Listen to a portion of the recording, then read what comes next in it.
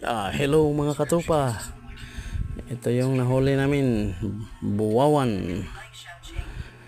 At saka yung tagibus na ubod. Il mga katupa. Klase itong il. Isa tong klase nga il, buwawan. Buwawan. 7 kilos. 7 kilos buwawan. Ang bigat. Ang bigat talaga to mga katupa.